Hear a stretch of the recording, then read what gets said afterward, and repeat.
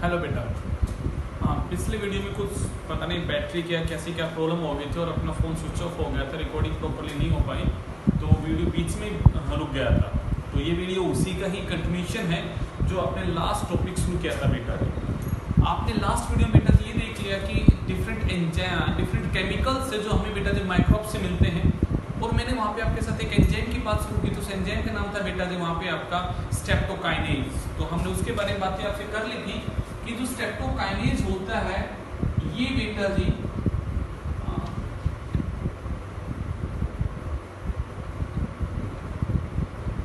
एक genetically modified है बेटा जी। यहाँ पे ये हमें स्ट्रेप्टोकोकस से मिलता है। ये एक फिब्रिनोलाइटिक एंजाइम है जो क्लॉट के फिब्रिन को तोड़ने का काम करता है बेटा जी, और जो भी ब्लड वेसल्स में क्लॉटिंग होता है ये उसको रिमूव करता है। और लास्ट में एक वर्ड बोला था बेटा जी आपको यहाँ पे, तो सुन लीजिएगा उसको दोबारा से कि इसका भी नाम बोलते हैं known as clot buster.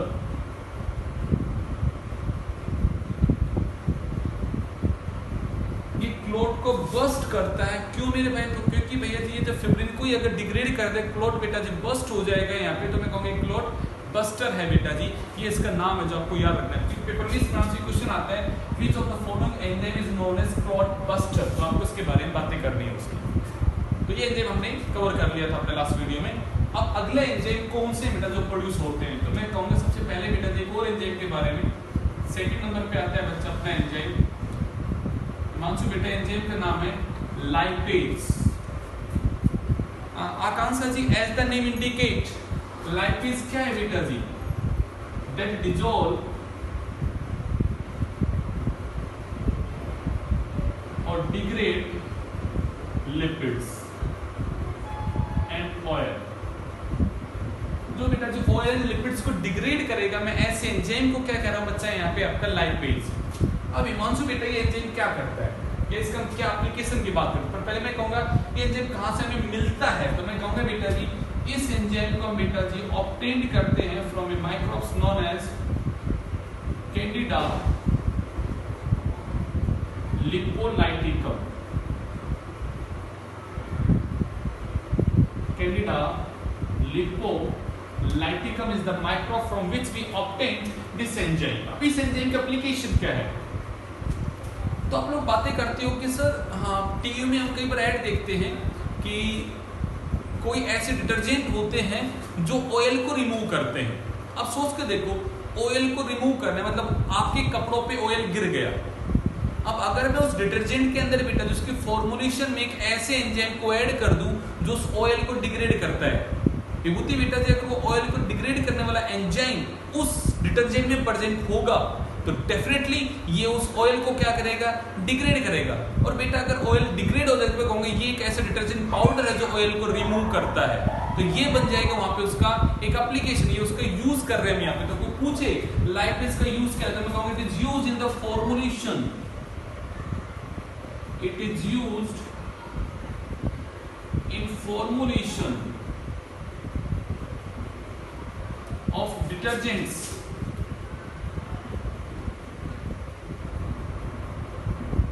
to remove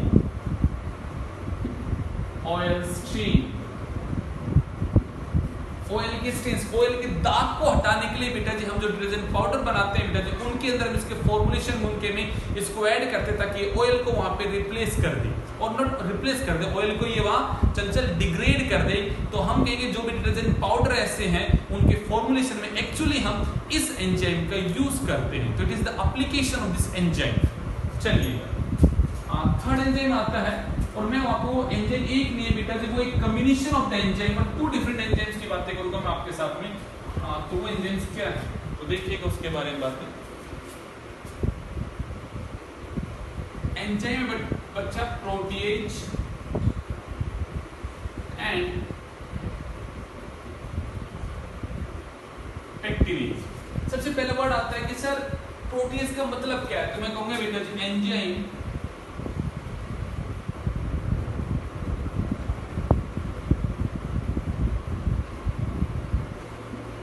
that degrade protein and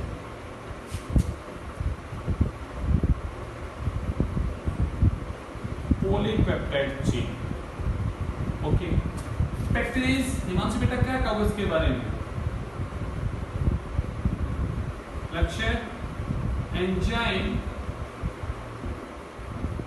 that degrade pectin fiber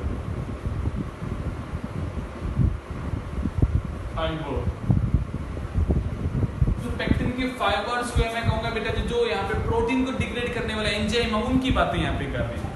अब इन एंजाइम को हमने निकाला कहां से, तो इनके ऑप्टेंट की बातें करते हैं आपसे। इनको बेटा जो आइसोलेट करते हैं फ्रॉम द एस्परजिलस, जो कि फंगस है, फ्रॉम एस्परजिलस एंड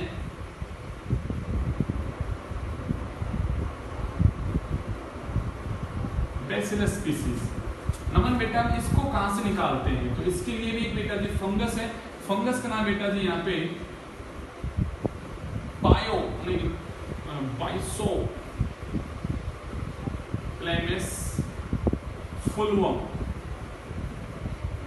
या फुलवो, बाइसोप्लाइमस फुलवो, इट्स ए फंगस जिससे हम बेटा इसको आइसोलेट करते हैं। ये तो था इनके आइसोलेशन की बात है। पॉइंट आता है होती है यहाँ पे सर इन एंजाइम्स का यूज क्या है। तो आप सोच के देखो, आप घर पे जब जूस बनाते हो तो आप देखते हो कि जूस बड़ा धुंधला होता है, बड़ा टर्बिड होता है। क्यों होता है, तो आपने जब किसी फ्रूट्स का जूस निकाला होगा उस टाइम पे जो भी फ्रूट्स में फाइबर्स होंगे, पेक्टिन के फाइबर, उसमें प्रोटीन के फाइबर होंगे बेटा, जो आपके छलनी से छन के आपके जूस में आ गए। तो अगर उसमें फाइबर्स बहुत ज्यादा होंगे तो हिमांशु आपको जूस कैसा नजर आएगा यहाँ पे, आप ये कहोगे सर वो बड़ा ही टर्बिड होगा, धुंधला होगा। बट अगर पीयूष बेटा जी मैं उस जूस को बेटा जी यहाँ से, उस जूस को बेटा जी अगर मैं ट्रीट कर देता हूँ इन एंजाइम से, मैंने बोला अगर जो आपने जूस बनाया उस जूस को बेटा जी मैं ट्रीट कर दूं इन एंजाइम से, तो क्या होगा, जो आपके जूस में प्रोटीन के फाइबर्स हैं, जो पॉलीपेप्टाइड फाइबर्स पड़े हैं बेटा जी, और जो बेटा जी पेक्टिन के फाइबर्स पड़े, ये डिग्रेड हो जाएंगे। और देव बेटा जी अगर ये डिग्रेड हो जाएंगे तो आपका जूस जो धुंधला था वो क्लियर हो जाएगा, हाँ कि ना। तो आर्यन हमने एक वर्ड बोला, जो भी बोटल्ड जूस आते हैं they are more clear in comparison to the homemade juice. Why, question लिखना है आप लोगों को, पेपर में आता है 2 नंबर बेटा ji. Why the bottled juice is more clear in comparison to the homemade juice, तो आपका आंसर होना चाहिए because bottled juice are treated with these enzymes and these enzymes degrade the fibers and make the juice more clear in comparison to the homemade। तो मैं कहूंगा बेटा जी used to clear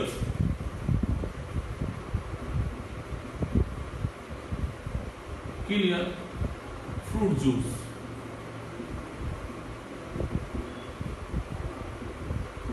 It is the reason why bottled juice is more clear than the homemade। अगर हम घर में भी इन enzymes से उसको ट्रीट कर देंगे तो वो भी कैसा हो जाएगा बच्चा यहाँ पे क्लियर हो जाएगा। तो खुशी अगर ऐसा क्वेश्चन बनता है why the bottled juice are more clear, तो आप आंसर यहाँ पे कर सकते हो बेटा जी। चलिए ये हमारा थर्ड एंजाइम है, इसके साथ ही बेटा जी एंजाइम्स की कहानी भी खत्म होती है। अब बेटा जी हम थर्ड टॉपिक पे आते हैं। तो थर्ड टॉपिक है बेटा जी यहाँ पे बायोएक्टिव मॉलिक्यूल।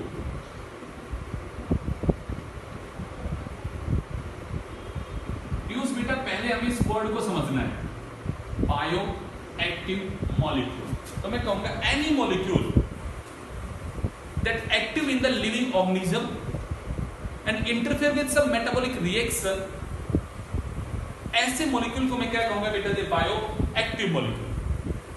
हम इन मॉलिक्यूल्स का यूज करते हैं इन द मेडिकल फील्ड।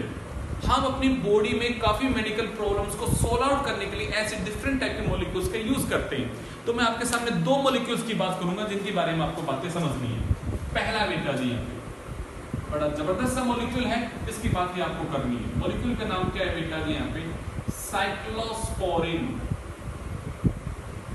ए। ये एक बायोएक्टिव मॉलिक्यूल है।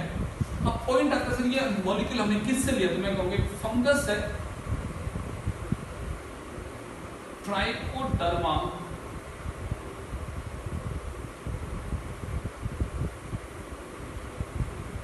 Polysporum. It is the fungus from which we isolate the cyclosporin. पहला पॉइंट। अब पॉइंट क्या आता है सर, इस केमिकल का आप कहते हो ये एक्टिव रहता है लेकिन इसका कुछ किसी मेटाबॉलिक पाथवे के साथ इंटरफियर करता है, तो कैसे, हाउ? तो मैं कहूंगा सुनिएगा बेटा, इसकी कुछ प्रॉपर्टीज की बात करते हैं। It is anti fungal in action. अब अगर ये एंटी फंगल है मतलब prevent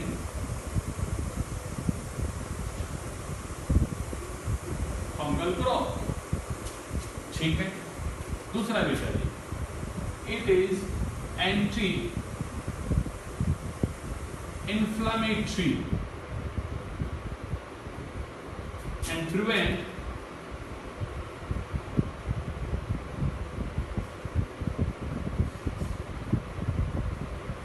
inflammatory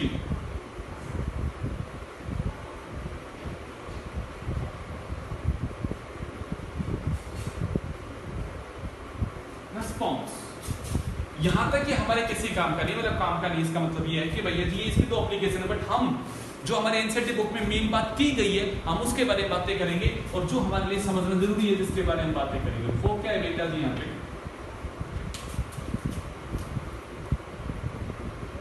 it is immuno suppressive.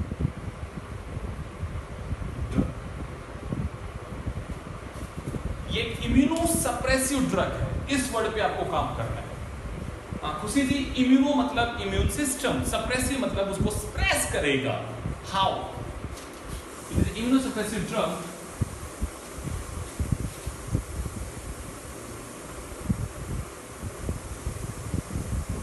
suppress the immune system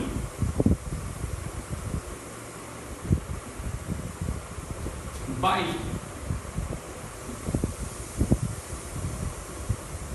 preventing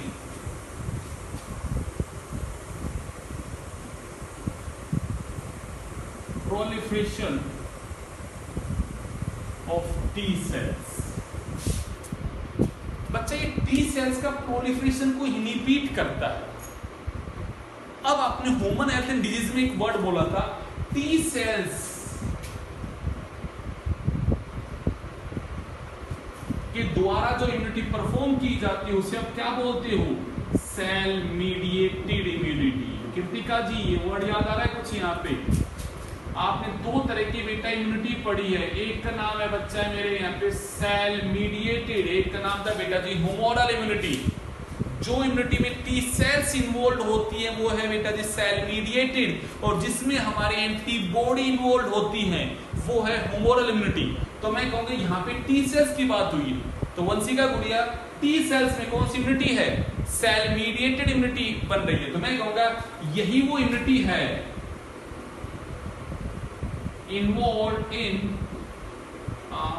graft rejection.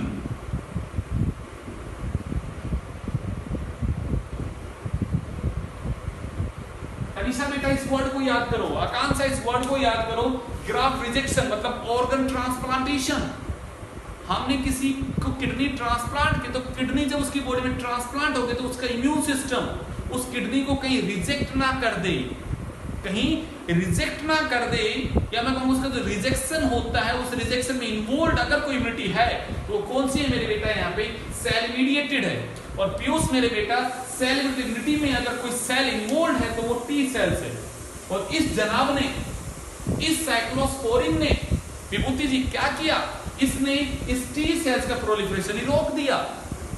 और हर्षिता बेटा अगर टी सेल्स का प्रोलिफरेशन नहीं होगा मतलब सेल इम्यूनिटी क्या हो गई आपकी, स्प्रेस हो गई। अगर ये स्प्रेस हो गई तो मतलब आप अगर ड्यूरिंग द ऑर्गन ट्रांसप्लांटेशन हम इस ड्रग को इंजेक्ट कर दे, हम इस मॉलिक्यूल को अगर इंजेक्ट कर दे तो ये इम्यून सिस्टम को स्प्रेस करके बेटा जी प्रिवेंट करेगा rejection of the graft.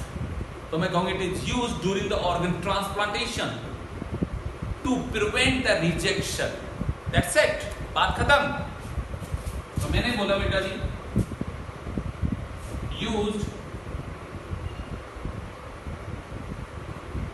during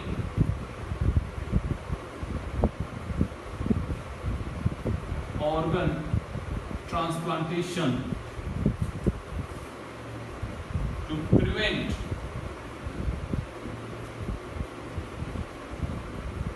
rejection by cell mediated immunity। सनेहा मेरी गुड़िया, वर्ड दिमाग में बैठ जाना चाहिए लॉजिक के साथ। क्या बैठ जाना चाहिए कि भाई ये जनाब टी सेल्स को रोकते हैं। टी सेल्स की जो इम्यूनिटी है उसका नाम है सेल मीडिएटेड, और अगर सेल मीडिएटेड इम्यूनिटी वो है तो मतलब सर यही तो हमने पढ़ा था। तो ये चीज आपको इस टॉपिक के लिए नहीं पढ़ाई मैंने, ये मैंने आपको रिकॉल कराई है पीछे की बात। इस टॉपिक की बात तो ये है। कोई पूछता है ये मॉलिक्यूल का क्या फंक्शन है, तो आप फंक्शन 3 बताओ जो से। एप्लीकेशन क्या है, तो ये उसकी एप्लीकेशन है। देव ये उसकी एप्लीकेशन है। आर्यन ये लिखना है जब पेपर में आता है, why we use cyclosporin in the organ transplantation, तो आपको ये बात बतानी है। पूछा जाता है साइक्लोस्पोरिन के क्या एप्लीकेशन है, तो आपको ये बताना है। दैट्स इट, आज खत्म। देव आर्यन समझ में आ रही है बातें बेटा जी? पेपर बड़ा लाजवाब आएगा। आपको इस तरह की बातें करनी है पेपर में, माइक्रोब्स की बातें करनी है आपको वहां पे, और उनमें क्या क्या केमिकल निकल रहे हैं, वो केमिकल्स की क्या क्या यूज कर सकते हैं हम उनकी बातें कर रहे हैं आपके साथ। अगला आता है बेटा जबरदस्त मॉलिक्यूल, उसका नाम है बेटा जी यहाँ पे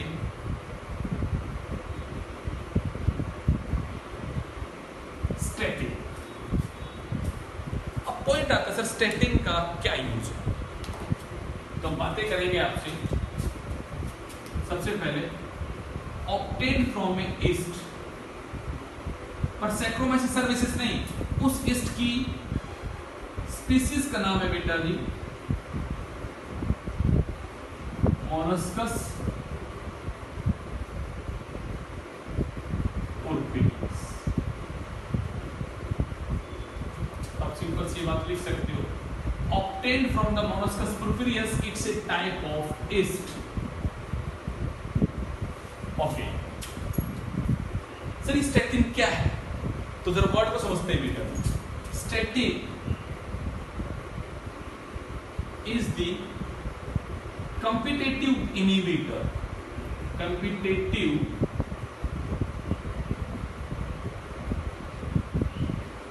inhibitor of HMG CoA reductase enzyme. अब अंकिता बेटा आप कहोगे सर यहाँ पे 2 वर्ड्स आपने लिख दिए, उन 2 वर्ड को अलग अलग कर देते हैं। सबसे पहले कॉम्पिटिटिव इनहिबिटर और दूसरा यहाँ पे इस एंजाइम का नाम। 11th क्लास में हमने पढ़ा था एक एंजाइम के एक्शन को अगर हमें इनहिबिट करना है तो उसमें 2 तरह के इनहिबिशन की बात करते हैं, either competitive inhibition, either non competitive inhibition. Competitive inhibition वो होता है जहां पे वो इनहिबिटर होता है और जो बेटा जी आपका सबस्ट्रेट होता है, they are similar in the shape and size, and दोनों फाइट करते हैं to bind with the active site of the enzyme. और समझ में आता है? तो मैंने कहा ये बेटा जी कॉम्पिटिटिव इनहिबिटर है, तो मतलब ये कहना कि सबस्ट्रेट के साथ बेटा जी इनहिबिट के सबस्ट्रेट के साथ में कंपटीशन करने वाला है to bind with the active site. आप कहोगे सर ये एंजाइम है क्या, तो मैं कहूंगा yes.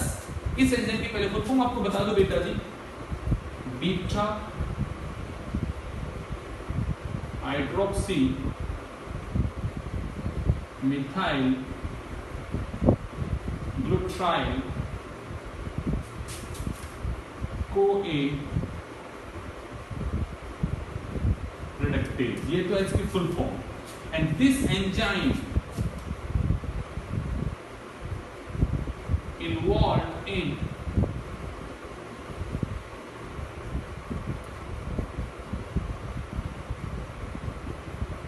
cholesterol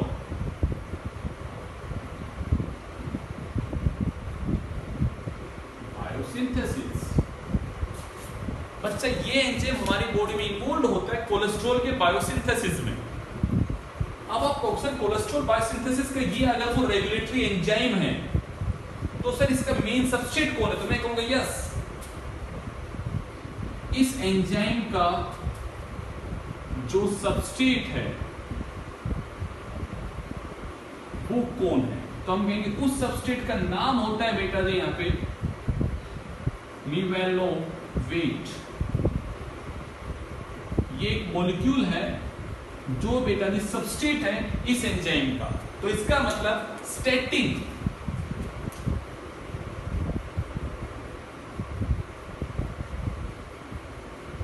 resemble in structure with nivelovate and competitively inhibit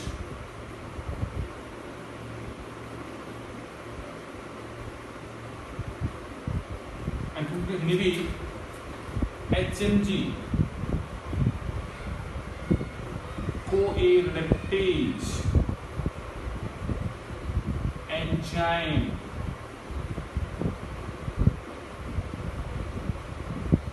that involved in cholesterol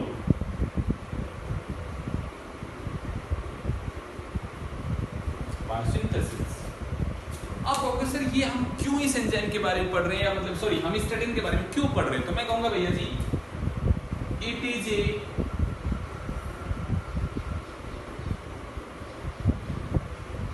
cholesterol lowering agent. सोच के देखो यहाँ पे सुनिया जी, आप बाहर से अपने फूड में कोलेस्ट्रॉल लेना बंद कर दो या कम कर दो, और आपकी बॉडी के अंदर ये जो एंजाइम है आप इस मॉलिक्यूल को लेकर उस एंजाइम को बेटा कंप्लीटली इनहिबिट कर दो, तो आपकी बॉडी में कोलेस्ट्रॉल बनना कम हो जाएगा। और बाहर से भी कोलेस्ट्रॉल लेना आपने कम कर दिया तो आर्यन बेटा जी धीरे धीरे हमारी बॉडी में कोलेस्ट्रॉल का लेवल कम हो जाएगा। नाउ द पॉइंट, जिन लोगों में कोलेस्ट्रॉल लेवल हाई होगा तो मैं कहूंगा भैया जी उनमें हार्ट से रिलेटेड प्रॉब्लम कोज हो जाती है, तो हम ऐसे पेशेंट्स को बेटा जी कोलेस्ट्रॉल लेवल कम करने के लिए इस बायोमोलिक्यूल को देते हैं बेटा। तो हम इस बायोमोलिक्यूल का यूज करते हैं to lower down the cholesterol level. That's it.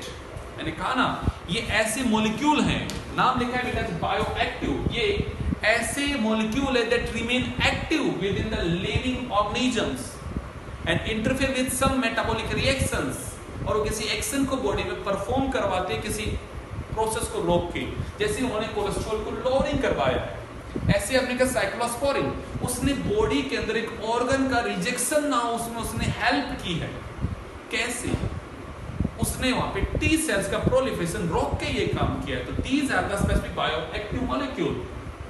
मैंने आपको आज की वीडियो में बातें कर ली, थोड़ा पहले वाला पार्ट में बातें की थी बेटा जी अबाउट द केमिकल्स, फिर मैंने बातें की अबाउट द एंजाइम्स, और अब मैंने आपके साथ बातें की बेटा जी अबाउट द बायोएक्टिव मॉलिक्यूल। इसके साथ ही ये टॉपिक हमारा खत्म होता है।